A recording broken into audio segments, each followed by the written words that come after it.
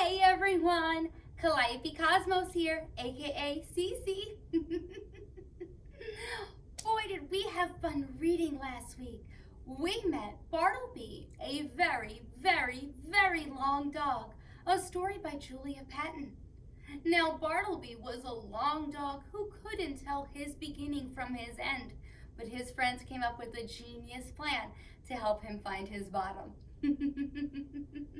Have you ever seen a dog that long before? If so, send me a picture in the comments or tell me about it below. But I sure hope you're ready for our next book. This one is called Milo Imagines the World by Matt de la Pena. If you've got a copy, you know what to do. That's right, go get it. And get ready to get comfortable as we listen in. Hi everybody. Today we're going to read Milo Imagines the World. Words by Matt de la Pena and the illustration by Christian Robinson. And we're reading with permission by Penguin Random House.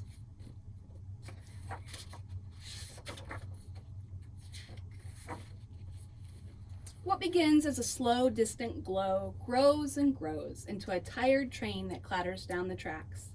A cool rush of wind quiets into a screech of steel, and when the doors slide open, Milo slips aboard.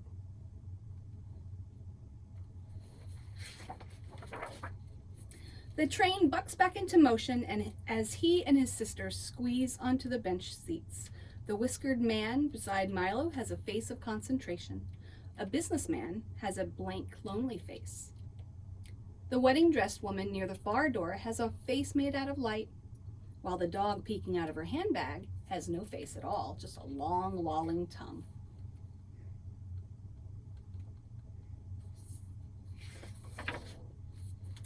These monthly Sunday subway rides are never ending, and as usual, Milo is a shook-up soda. Excitement stacked on top of worry, on top of confusion, on top of love. To keep himself from bursting, he studies the faces around him and makes pictures of their lives. At a downtown local stop, the whiskered man folds up his crossword and hurries off the train.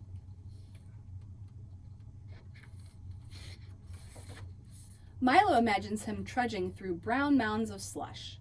It's a 5-flight climb to his cluttered apartment, where he's greeted by mewling cats and burrowing rats. Parakeets tweet songs of longing as the man sips tepid soup, hunched over a game of solitaire.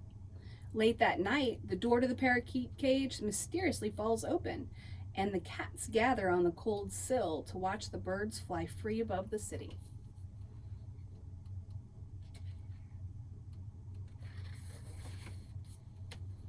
Milo tugs his sister's sleeve and holds up his picture, but even when she turns to look, he can tell she doesn't see. She's a shook-up soda, too. A boy in a suit boards the train with his dad. His hair is a perfect part, and there's not a single scuff on his bright white Nikes.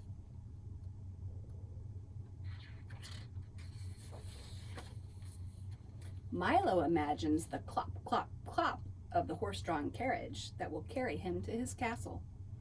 He imagines the clink, clink, clink of the guards slowly lowering the drawbridge.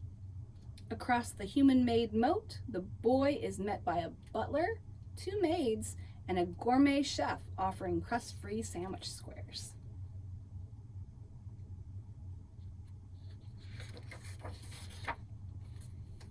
Milo flips to a fresh page at a bustling midtown stop. When the wedding-dressed woman strides off the train, a band of street performers launches into Here Comes the Bride, and everyone on the platform stops and cheers.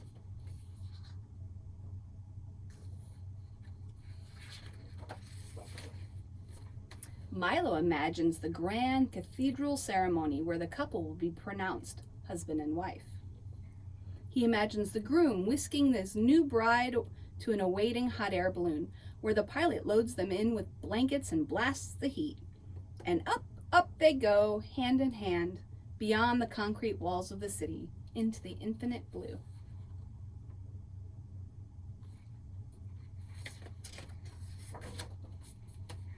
Milo holds up this picture too, but his sister shoos him away. Can't you see I'm playing my game? He watches her thumbs bang around her smudged screen, then turns back to the boy in the suit. They lock eyes for a few long seconds, and suddenly it feels like the walls are closing in around Milo.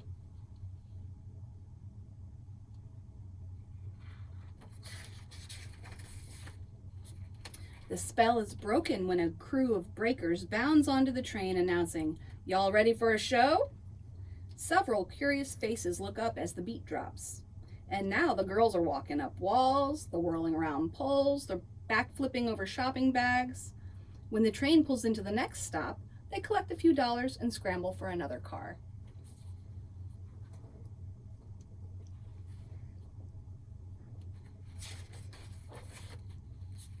Milo imagines them going from train to train, doing their act as everyone watches. But even after the performances are over, faces still follow their every move. When they walk down the electronics aisle at the department store, when they cross into the fancy neighborhood. Milo doesn't really like this picture, so he puts away his pad and turns to his reflection in the window.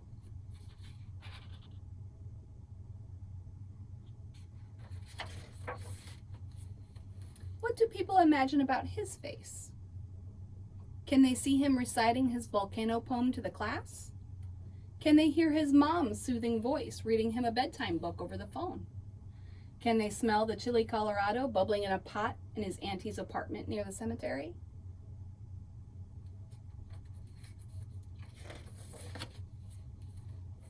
Butterflies flood Milo's stomach when it's finally their stop.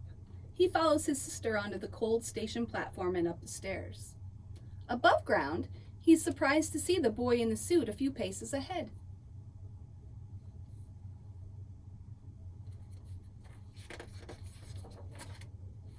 He's even more surprised when the boy joins the long line to pass through the metal detector. Milo's sister suddenly bends to give him a hug. "I didn't mean to snap at you," she says. She takes his hand, adding, "You have your picture ready?" He nods, feeling the warmth of her fingers. As they slowly shuffle forward, Milo studies the boy in the suit, his dad rubbing his thin shoulders, and a thought occurs to him. Maybe you can't really know anyone just by looking at their face.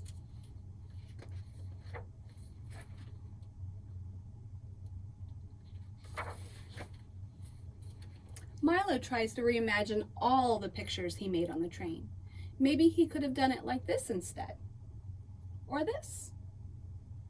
Or this. Milo's chest fills with excitement when he sees his mom through the crowd. His sister rushes to give her a hug before pulling Milo in too.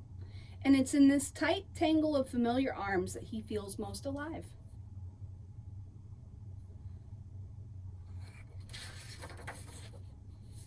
When they separate, Milo flips through his pad until he finds the right picture. "I made this for you," he says, holding it up, and he watches for the smile he hopes will spread across his mom's face.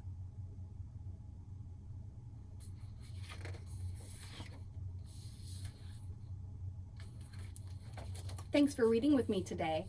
We'll see you next week. Wowee! Lime green!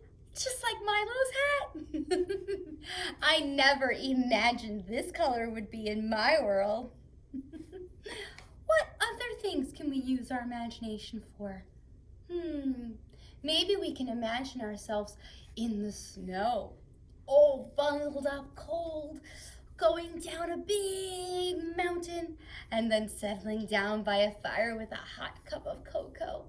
Ooh, or what about being on a beach?